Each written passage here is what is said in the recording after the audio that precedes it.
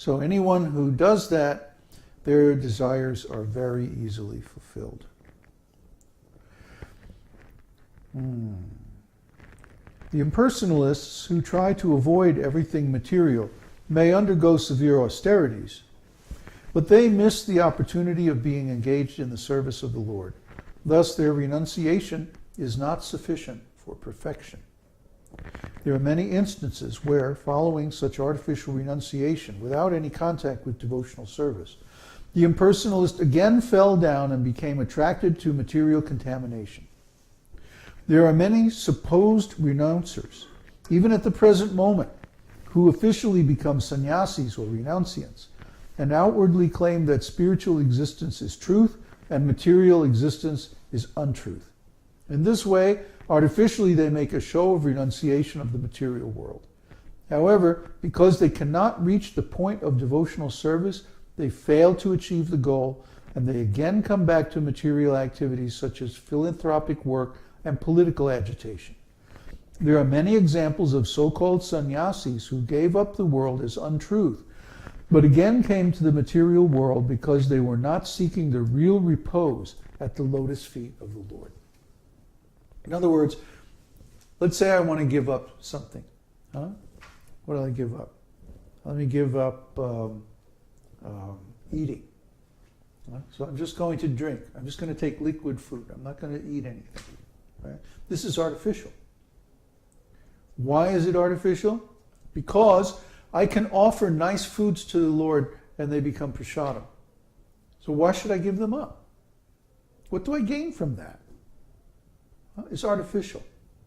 You see? The real perfection is to be engaged in the devotional service of the Lord. So if we give up something that can be used in the Lord's devotional service, that's false renunciation. Falgu vairagya. You see? Or if I give up something artificially, well, it's the same principle. If I give up something that looks like sense enjoyment, but actually can be offered to Krishna, then I'm diminishing my devotional service. See? If I start to measure everything in devotional service, measure by terms, in terms of devotional service, that means the more I can increase, the better. So yes, give me a nice house. Yes, give me all kinds of facilities. Yes, give me all kinds of money. Yes, give me a country. Fine, give me a planet. I hear there's a vacant universe over in the next dimension. Can I have that, Krishna? I'll use it for your devotional service. Oh, no problem. Anything we can use for Krishna's service should not be given up. That's why we don't give up. You know, some people say when you become a sannyasi, you have to give up the internet. I actually heard devotees talking about this. If you're a sannyasi, you shouldn't have a computer. You shouldn't have access to the internet. Why? Well, because you might go look at a porn site. Well, wait a minute. I can go down to the corner magazine store and look at porn. The point is, if I'm actually engaged in devotional service, I won't want to. I won't have any desire for it. Well, why, what's that? Why should I do that? Krishna is far more beautiful than any of these porn stars. What do I need that for? So even if I have a computer and I have access to the internet, I'm not going to misuse it. I'm going to use it for Krishna. If we didn't have access to the internet, we wouldn't be here right now talking to you. We wouldn't be preaching. You wouldn't even know about us. Because we're not on the internet. So just see, if we were to give that up artificially, our whole service would be devastated. You see? So that would be nonsense, wouldn't it? Yeah. So why should we accept this artificial renunciation? That's not real. It's our own speculation. It's like, actually counterproductive, actually destructive of devotional service. I mean, if you just think about this stuff a little bit, it all makes sense. Here he says, one should not give up anything which can be utilized in the service of the Lord.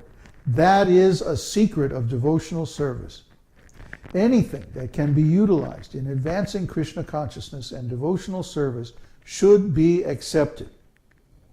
For instance, we are using many machines for the advancement of our present Krishna consciousness movement. Machines like typewriters, dictating machines, tape recorders, microphones, and airplanes.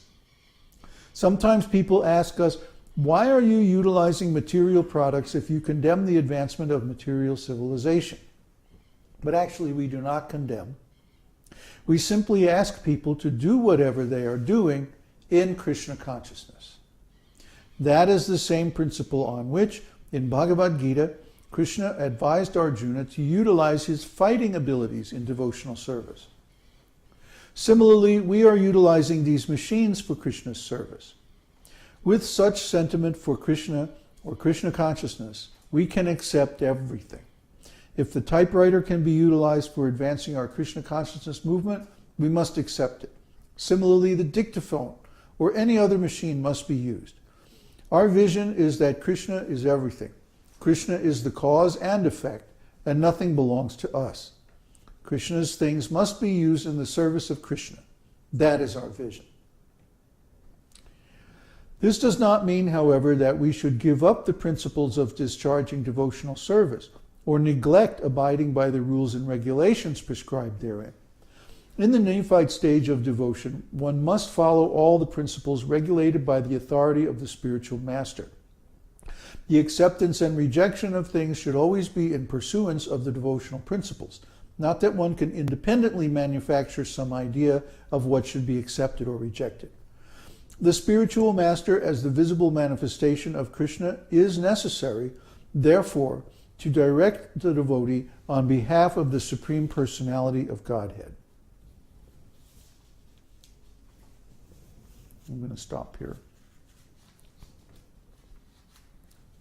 So Śrīla Prabhupada was a great, and actually Bhaktisiddhanta, Śrīla Prabhupada's spiritual master, was also a great pioneer in the use of modern technology for devotional service. Bhaktisiddhanta was the first Vaishnava sannyasi to ride in a car. He was the first to use a telephone, the first to use a dictaphone. In those days they had dictaphones made with wax cylinders, and it had a big horn on it. You would speak into the horn and it would record. In fact, the first phonographs manufactured by Alexander Graham Bell were thought to be used for voice recording. That was his idea. He had no idea that they would be used for music. They didn't really have a good enough a frequency response for music. So, yeah, he was the first to do so many things. First to ride in a train. I mean, Bhaktivinod Ṭhākur actually even built a railroad to take him from his office in Krishnanagar to his cottage in Mayapur. You can still ride that train today. It's a really cool little narrow gauge steam train. And it goes between the Mayapur. You go from the Mayapur temple, the birthplace of Lord Chaitanya, you go down to the Jalangi River where it goes, empties into the Ganges. And Bhaktivinod Kutir is just there within walking distance of that place. And then there's a boat that goes across the river, or you can just swim across the river. It's not that wide. And then you walk up the bank on the other side, and there's the train station right there. That's how Bhaktivinod used to get to work. He'd commute to work on his own private railroad. So this is our predecessor spiritual masters.